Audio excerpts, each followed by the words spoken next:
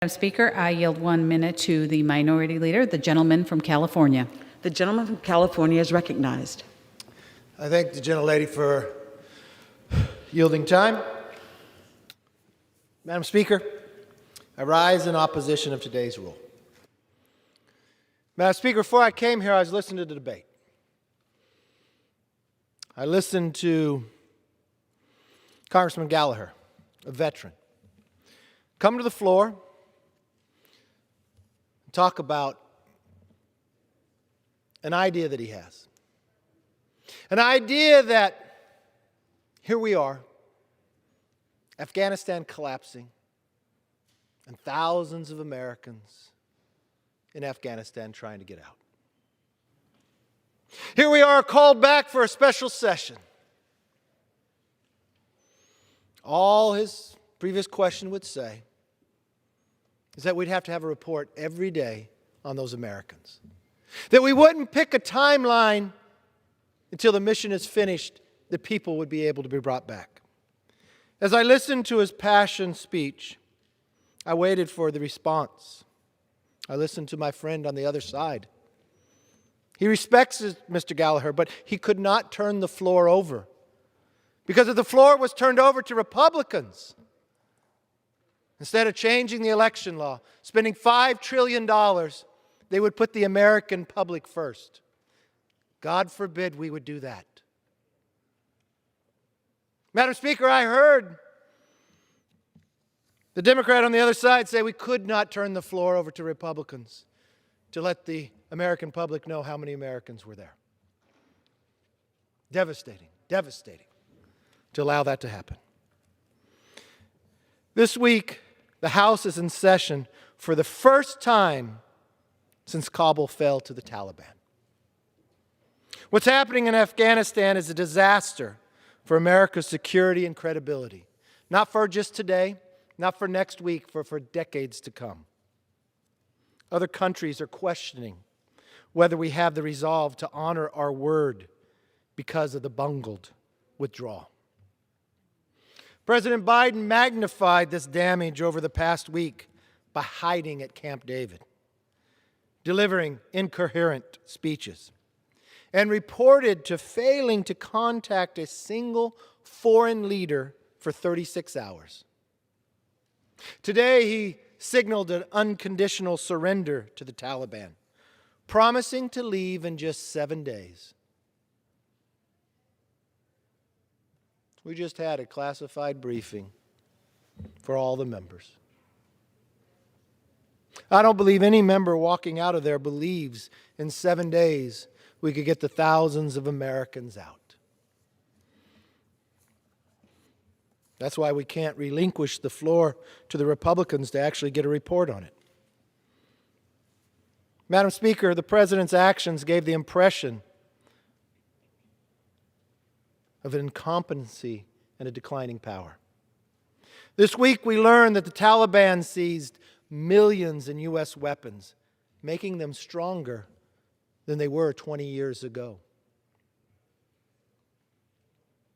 Madam Speaker, it is reported the Taliban now has more Black Hawk helicopters than Australia. Military missions should be dictated by our nation's interest, not by our enemies or arbitrary timelines. And right now, there's no greater national priority than getting our people home. But I just heard from the Democrat on the other side that we could not relinquish the floor to allow Mr. Gallagher, a veteran's previous question, to come up. Because that would be dealing with the nation's interest right now. No, we need to deal with the Democrats' priorities right now. And as I look around, I see our allies responding to this crisis with the seriousness it deserves. Madam Speaker, the Speaker called us back here. We're not the only body of power that's been called back. In Britain, Parliament returned from its summer's recess. You know what they're doing, though? Working on emergency session on this current situation to get their citizens home. In France, President Macron is trying to rally the UN Security Council. This House should be correcting this disastrous record left by this commander-in-chief and proving that America never abandons our people or shrinks from defending our interest. Madam Speaker, that's not what I heard on this floor.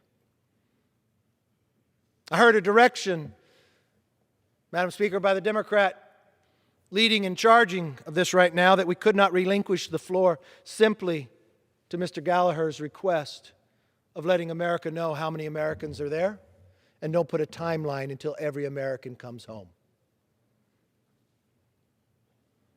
We should be doing nothing else on this floor until every single American is home. Democrats called us back for an emergency session, this first session since Kabul fell to the Taliban. But faced with a national security and credibility crisis in Afghanistan, they have done nothing to plan to address it. We were allotted 90 minutes, and oh my God, we went over 15 minutes, but we made sure then the Democrats had to shut that meeting down, that members of Congress could ask no more longer questions, because we needed to get back to the floor right now. When history writes about this day, they'll talk about the entire week. They'll talk about last night, how Congress worked late into the night, actually ordered food to come in, was in the Speaker's office for late hours, spent their day calling other members, twisting votes. We had reports that the President called people, that former presidents called people, that people were threatened, that their spouses were threatened about jobs. We heard that they were threatened even in their own campaign. But what were they threatened about? Was it anything to deal with Americans coming home? No, it was about this rule. It was about what we're bringing up right now. The reason we had to stop our briefing, because we had to come to the floor to deal with this. So what are we talking about? $5 trillion of hard-earned taxpayer money being spent on more big government. Changing election law to benefit one party over another. Outlawing IDs even though the majority of America wants it. Nothing about of that $5 trillion will spend $1 bringing America home or making us safer. What's the definition of a public servant? I would say doing something for the good of the others. Madam Speaker, the party today of the majority and the Democrats here, their interest is themselves. To spend up late into the night while other nations are working to bring their citizens home. I want to know, Madam Speaker, as people walk into this floor and vote on this bill, that they worked late into the night on, I want them to think about one thing. I want them to think about those American families in Afghanistan that were late into the night, not knowing if they could even make it to the airport, not knowing if they will even get out, and wondering if the public servants were thinking of them. The sad answer is the majority was not. They were thinking of themselves. That is too important to deal with anything else. Madam Speaker, there are allies that are sitting in Afghanistan. Why did they go? They went to defend America because America was attacked. Out of the respect and character of who we are. This body elected and respected around the world, in a time of crisis, doesn't speak of it, doesn't act about it, but only acts for themselves. And in a moment of time of using the rules to allow the opportunity to change its course, to correct them when they were wrong, the voice of the other side says no. We could not turn the floor over to allow America to know how many Americans are there or to get a report on it. Just as they bang the gavel down that 90 minutes have come, you've asked enough questions, you can ask no more. Because we must get to the floor to pass $5 trillion and change election law. So the Democrats believe they can buy and change an election.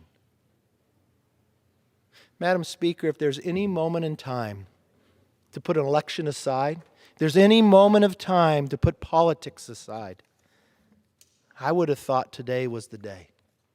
I would have thought being called back that we could focus on what the rest of the world is focused on. So when the Speaker came to the floor to speak, I turned my volume up. Surely she was going to speak of this day. Surely she was going to talk about the Gold Star families. Surely she was going to thank those veterans and those who have served here, knowing what they are going through and what they're watching. You know what she said? Speaker Pelosi actually said, "Today is a great day of pride for our country and Democrats." Today is a great day of pride for our country and our Democrats. Let me be very clear, it is not. It's an embarrassing day for our nation. We are 3 weeks away from the 20th anniversary of 9/11. And this is what history will write. This is what you did with your majority. This is what you controlled. This is what you made sure you would not release the floor for the idea that Americans can find out how many are stuck in Afghanistan or how they're going to get home. I hope you're proud of that. Because this is what your leadership has done. This is what your leadership worked on. This is what the power of the twisting of the arm has delivered. The United States of America is not going to let terrorists dictate when and how we get Americans out. I firmly believe in what has been said many times, and especially by Abraham Lincoln: government of the people, by the people, for the people shall not perish from earth. If you believe that too and you are watching, I ask that you pick up your phones and you call. Especially if you're a Democrat. Because I do not think the leadership here represents you with what they're asking for. I know your love of this country. I know the thousands upon thousands of Democrats who served their nation, who served in Afghanistan. I know those who Americans are in Afghanistan are not just of one party. I would like to see both parties work on the issue, what's really before us. Can you not put politics aside? Can you not care for one moment that you can rig an election to get elected? Can you not care about making government so large that you're going to bring more inflation and trillions of dollars? That's what you spent last night on. That's what you spent the whole time on. That's what you brought us in for. That's what you closed the briefing on, that we couldn't ask any more questions. Time is up. That's what you're fighting so hard, that a veteran that served his country asked for a previous question to simply say, we can get a report of how many Americans are still there. And that we do not pick a date when we get out until every American is out. But I heard the leadership on the other side said we could not do that. We have to change the election law. We have to spend $5 trillion. This is what we came back for in a special session. This is what our mission is. So everyone who votes for this rule today, that's what you're voting for. That's what you're championed. That's what history will write. And no, it is not a good day. Maybe in your caucus you think it's a great day for you and the Democrats. It is an embarrassing day to America. It's an embarrassing day for this floor, and it's embarrassing that you would even move forward with it. I yield back. Members are reminded to direct their remarks to the chair and not to each other in the second person or to a perceived viewing audience. The gentlelady reserves.